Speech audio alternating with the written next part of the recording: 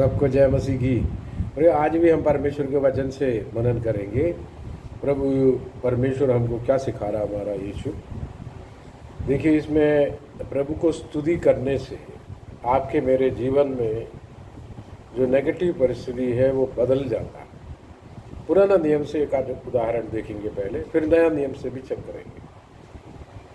तो 2 या 3 गवाहों के कारण ही एक बात स्थापित हो जाता है, बाइबल में लिखा है। यानी एक एक आयत को एक एक गवाह माने। तो एक सच्चाई को सबूत पेश करने के लिए तो हमारे पास 3-4 आयत चाहिए।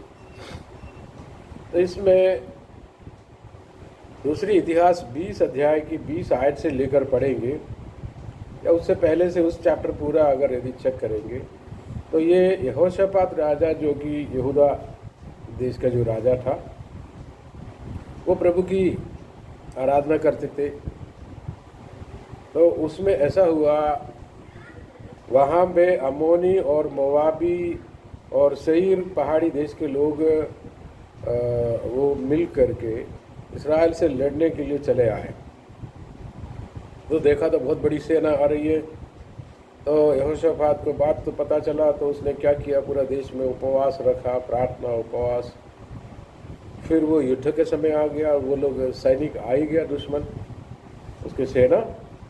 तो उसने ये लिखा है कि 13 आयत में, और सब यहूदी अपने अपने बाल बच्चों, स्त्रियों और पुत्रों समेत यहोवा के सम्मुख खड़े रहे। यानी बहुत सारे सब लोग मिल करके प्रार्थना करने लगे या उपवास करने लगे। फिर वो 20 अध्याय में वो युद्ध की तैयारी, अर्ली मॉर्निंग, बिहान को वे सवेरे उठकर तकोवा के जंगल की ओर निकल गए। और चलते समय यहोशापात ने खड़े होकर कहा, हे यहूदियों, हे यरूशलेम के निवासियों, मेरी बात सुनो। अपने परमेश्वर यहोवा की विश्वास रखो। सबसे पहले विश्वास रखो, और तब तुम स्थिर रहोगे। विश्वास करने से हम स्थिर रहते हैं, नहीं तो डगमगा जाता है। और उनके नबियों की प्रतीति करो, यानी परमेश्वर के वचन की प्रतीति करो, तब तुम कृतार्थ हो जाओगे, यानी सफल हो जाएगी। तब अपने प्रजा के साथ सम्मति करके सब लोग एग्रीमेंट किया, कितनों को ठहराया जो कि पवित्रता से शोभायमान होकर हथियार बंदों के आगे आगे चलते हुए यहोवा के गीत गाए। तो ये हिस्टोरियंस कहते हैं कि सुलेमान बादशाह के समय पर 4000 लोग यरूशलेम के मंदिर में आराधना करते थे। वर्शिप टीम, आराधना का गीत टीम, यानी काफ़ी बड़े पैमाने पे लोग इकट्ठा किया, और स्पेशल उसके लिए अलग शोभायमान वस्त्र पहनाया। और जितने भी ताली बजाते या अलग अलग प्रकार की म्यूज़िक इंस्ट्रूमेंट यूज़ किए, बाजा बजाते, और बिल्कुल अच्छे सिस्टमेटिकली प्रभु की आराधना करने लगे। वो सब लोग यहाँ की स्तुति करने लगे, जबकि देखना ये स्तुति करने लायक कोई परिस्थिति है नहीं है। तो जब ऐसा परिस्थिति में प्रभु ने उनको अगुवाई किया, प्रभु के नबियों ने अगुवाई की, लोग यहोवा की स्तुति आराधना करने में तैयार हुए। लेकिन हम जब कोई बुरी परिस्थिति देखते तो बहुत नेगेटिव सोचते हैं या नेगेटिव बोलते हैं। लेकिन नेगेटिव की जगह पर परमेश्वर को अगर धन्यवाद करेंगे, नेगेटिव परिस्थिति के लिए धन्यवाद नहीं करते, इन परिस्थिति के बीच में भी प्रभु हमारा साथ है, वो महान है, तो धन्यवाद करेंगे, आपकी परिस्थिति बदल जाएगा। यही तो मैं कहना चाह रहा हूँ। तो इसकी आयतों को और आगे पढ़ेंगे इस अध्याय को। 25 आयत में आते आते, तब यहोशापात और उसकी प्रजा लूट लेने के लिए गए लोथों के बीच में, तो सब दुश्मन मर गए थे। 24 आयत में लिखा, सो जब यहूदियों ने जंगल की चौकी पर पहुंचकर उस भीड़ की और दृष्टि की, तब क्या देखा कि वे भूमि पर पड़ी हुई लोथ में वो शत्रु में क्या हुआ, आपस में लड़ भड़ बैठे। उधर से तीसरा दुश्मन आ गया। ये लोग जो दुश्मन आ रहे थे आपस में लड़ भड़ आपस में खत्म हो। व्हेन यू प्रेज गॉड, जब आप परमेश्वर की धन्यवाद करेंगे आपकी बुरी परिस्थिति के बीचों बीच, क्योंकि प्रभु महान है। लिखा है कि वो इसराइल के स्तुतियों पर वास करता है। स्तुति करना अच्छा है, भला है, लेकिन स्तुति करना इतना भी आसान नहीं है। तो मन नहीं करता स्तुति करने का, नेगेटिव बोलने का मन करता कहीं कृपा मांगो, प्रभु से कृपा मांगो कि उनका स्तुति हम कर सकें, और धन्यवाद करो। और ये लोग ग्रुप में, ये अकेले एक नहीं, पूरे देश के लोग, क्या पुरुष क्या स्त्री क्या बच्चे क्या बड़े क्या बूढ़े, सब प्रभु के धन्यवाद में लगे हुए। और युद्ध करने के लिए सैनिकों को आगे खड़े करने के वजह वर्शिप टीम को आगे खड़ा कर दिया। पूरे देश के लोग, चाहे आप घर के हो, कलीसिया के हो, या पूरे देश के विश्वासी, परिस्थिति के सामने प्रभु को धन्यवाद करना। कि जब परिस्थिति अनुकूल में है तो धन्यवाद करने का मन फिर भी करता है, तो विपरीत में है, बोले मेरा दिल वो अच्छा नहीं, वो मतलब अच्छा फील नहीं कर रहा, नहीं, उस परिस्थिति में धन्यवाद करना है, उस परिस्थिति में धन्यवाद कर। तो परमेश्वर बहुत चमत्कार करे। यहोशापात ने क्या देखा, वो जब धन्यवाद करने लगा तब प्रभु ने इस दुश्मन के विरोध में दुश्मन को खड़ा कर दिया, दुश्मन आपस में लड़ने लगे। कि धन्यवाद शैतान की शक्ति को बर्बाद करते, तो धन्यवाद करना सीखें। और ये युद्ध वाली परिस्थिति, दूसरी, ये शैतान के पास बहुत सारी चालाकी है। और दूसरा, हबक्कुक में हमें दिखाई पड़ता, उन दिनों में इज़राइल में क्या हुआ, लोग प्रभु की थोड़ा उपेक्षा करने लगे, ज़्यादा प्रार्थना धन्यवाद कम था, तो कंगालपन, तरह तरह की दिक्कतें आ गया, श्राप इधर उधर काम करने लगे।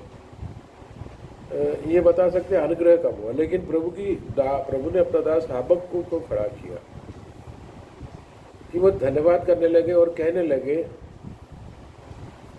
कि कोई फल नहीं, कोई फायदा नहीं, ये, लेकिन मैं धन्यवाद करूँगा, मैं आनंदित रहूँगा। ये हबक्कुक नबी की उस प्रवचन में 3 अध्याय में 17-18 वगैरह में वो क्या कह रहा है, क्योंकि चाहे अंजीर के वृक्षों में फूल न लगे, एक्चुअली अंजीर की वृक्षों में फूल, सूखापन आ गया, तरह तरह की दिक्कतें हो गई, खेती बाड़ी खराब होने लगे, है ना। जब खेती बाड़ी खराब हो गया तो जाहिर सी बात है भेड़ बकरी भी कम हो गया। ये 2 मुख्य आमदनी थे इसराइलियों का। पुराना ज़माना है, 2500 साल पहले की बात है। ये खेती बाड़ी और मवेशी वगैरह चलाना, तो इनमें क्या हुआ, मवेशी कम होने लगा। तो ये क्या कहने लगे, देखो, और न दाखलताओं में फल लगे, जलपाई के वृक्ष से केवल धोखा पाया जाए, और खेतों में अन्न न उपजे, भेड़शालाओं में भेड़ बकरियां ना रहे, और न खानों में गाय बैल हो, तो भी मैं यहोवा के कारण आनंदित और मगन रहूँगा। तो आपको ये धन्यवाद करना है, चाहे कोई भी परिस्थिति क्यों ना। मेरा एटीट्यूड है कि मैं धन्यवाद करूँ, ये वाली ये बात आए। कई बार कई लोग प्रभु को ऊपर दोष लगाते। तो अय्यूब के पुस्तक में अय्यूब बोल तो रहा, लेकिन वो प्रभु के ऊपर दोष नहीं लगा रहा, तो लेकिन वो चिल्ला चिल्ला कर रो रहा है, क्यों तूने मुझ पर विपत्ति की। लेकिन अय्यूब के समय पर, शायद वो अब्राहम से भी उनकी ज़माने का है, उसी, लेकिन थोड़ा पहले का हो, अब्राहम के ज़माने की है वो बार बार बोल रहा कि प्रभु तूने ये क्या किया। लेकिन उनका दोस्तों ने बोला तू परमेश्वर के विरोध में, और परमेश्वर को गुस्सा आ गया इनके मित्रों के विरोध में। तो बोला अय्यूब मेरे विरुद्ध में कुछ नहीं बोला।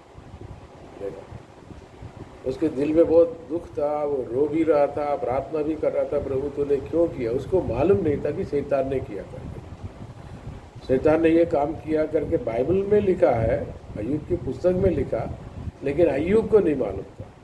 अय्यूब सोच रहा था कि ये सब परमेश्वर करवा रहा, परमेश्वर कर रहा, परमेश्वर कर रहा। इट वॉज द डेविल, शैतान था। फिर उसने अपने मित्रों के लिए प्रार्थना की, परमेश्वर को धन्यवाद किया और प्रार्थना की, तब परमेश्वर ने उनकी परिस्थिति बदल दिया, पहले से दुगना उसको दे दिया। देखो, परमेश्वर हर जगह आता है। धन्यवाद, इसराइल की स्तुतियों पर वास करता है, कंप्लेंट पर वास नहीं करता। तो वहाँ पर नए नियम में भी अपन देखते हैं, बहुत सारा उदाहरण है पुराना नियम में, भजन गीत में। नए नियम में हम देखेंगे यीशु मसीह भी क्या करता है, हर चीज़ में। और लूका 10 का 21-22 को अपन देखेंगे।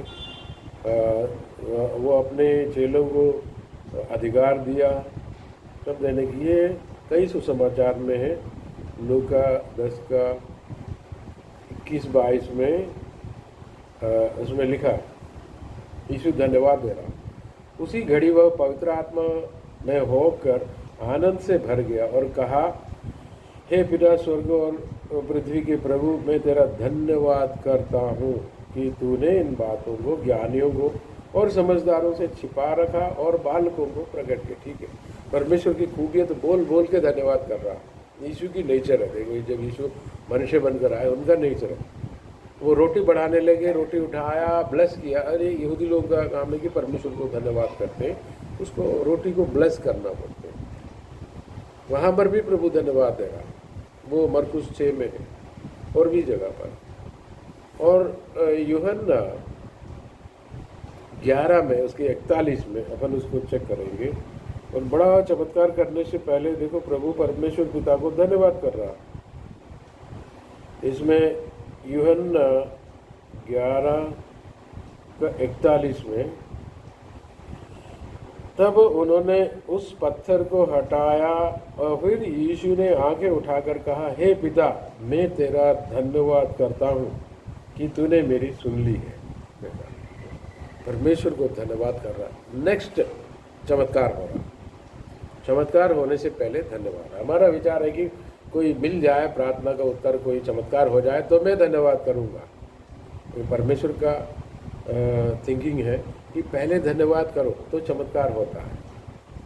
वो भी तहे दिल से, ऐसा नहीं कि दिखाने के लिए सोच के क्या कुछ हो जाएगा, ऐसा नहीं। टोटल विश्वास करके धन्यवाद करो। हर परिस्थिति में प्रभु को धन्यवाद। फिलिपियों की पत्री में भी लिखा, आनंदित रहो, धन्यवाद करो। और कुरिन्दी पहला अध्याय में भी लिखा है, एफेसी पहला अध्याय में, मैं अपना पिता को धन्यवाद करता हूँ, यीशु मसीह की पिता को धन्यवाद करता हूँ। और हमेशा धन्यवाद धन्यवाद ये किया करो, धन्यवाद। भजन गीत में कई बार लिखा है। ऐसे ही 6 में स्वर्ग की एक पिक्चर दिखाया है कि स्वर्गदूत परमेश्वर पवित्र पवित्र करके उसको धन्यवाद आराधना कर रहा, आराधना कर रहा। तो परमेश्वर की स्तुति आराधना करने के लिए प्रभु ने हमको बुलाया है। प्रभु को ये भाता है। धन्यवाद करो, परमेश्वर का धन्यवाद करो, और देखो कि तुम्हारा जीवन में चमत्कार एक के बाद एक आएगा। वो भी खास करके जो नेगेटिव परिस्थिति में धन्यवाद देते हैं, उन परिस्थितियों के बीच में बड़े चमत्कार का कारण है। परमेश्वर को भाता है, दुष्टात्मा की शक्ति टूटेगा। ये कई चीज़ें आपके विरोध में हो जाता है, लोग विरोध में बात करते हैं, डाउन करने की कोशिश करते हैं, और कई परिस्थितियों से डाउन हो जाते हैं। तो धन्यवाद करो, परमेश्वर को धन्यवाद, क्योंकि पिता ने कहा कि मैं तुझे कभी नहीं छोड़ूंगा। और उसका विश्वास योग्यता को, उसका नेचर को याद करके धन्यवाद करो कि भला है वो हमें कभी छोड़कर नहीं जाता। वो भला है, बाई बेसिकली बाई नेचर, उसके स्वभाव से वो अच्छा है, शक्तिशाली तो है, सब कुछ बड़े पावरफुल रीति से वो डील करता है। उसको धन्यवाद करो। 136 भजन गीत में दाऊद ने हर बात याद कर पर में यहाँ की स्तुति करो, क्योंकि उसने मिस्रियों को, फिरौन सेनाओं को समुद्र में गिराया, फिर उसने ये किया और जल से उनको निकाला। जब बरसल में पानी नहीं था, पानी दिया, धन्यवाद। फिर आगाग जो भी राजा लोग उनसे युद्ध करने आया तब उनको हराया, धन्यवाद। उसका धन्यवाद करो, यहाँ की स्तुति करो, धन्यवाद करके एक 15-16 बात बोल करके धन्यवाद कर रहा। यहाँ की स्तुति करो करो करके हमको प्रोत्साहित करते हैं। 150 भजन गीत में क्या लिखा, ताली बजाकर स्तुति करो। 10 तंत्री वाली उस इंस्ट्रूमेंट से, यानी ये 10 तार वाला इंस्ट्रूमेंट है, इससे भी धन्यवाद करो। जो भी ब्यूगल है, जो इंस्ट्रूमेंट है, सब लेके धन्यवाद करो। तो बोले मेरा परिस्थिति जब सुधर जाएगा तो मैं धन्यवाद करूँगा। वो नहीं चलने वाला। इस संसार में कुछ न कुछ तो चलते रहता, लेकिन ये हो पाएगा। धन्यवाद करो, परिस्थिति अपने आप बदल जाएंगे। और प्रभु के दासों ने प्रार्थना किया या धन्यवाद किया, तो प्रभु ने चमत्कार किए, इसके सबके पीछे विश्वास है।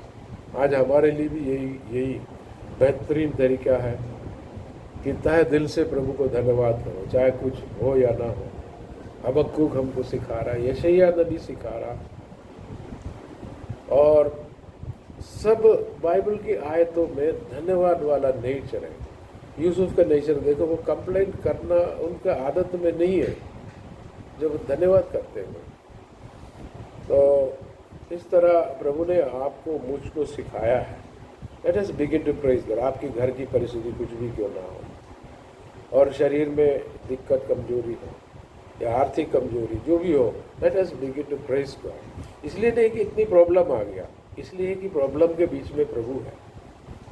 तो प्रभु के कॉन्फिडेंस देखो, समुंदर में लहरें उठी, हवा तूफान बहुत चलने लगे, डूबने की कगार पर आ गया, तो चेले लोग घबरा गया, डरने लगे। तो प्रभु बोला क्यों डरता, और प्रभु में वो सामर्थ्य है, उसने सब कुछ कंट्रोल कर दिया।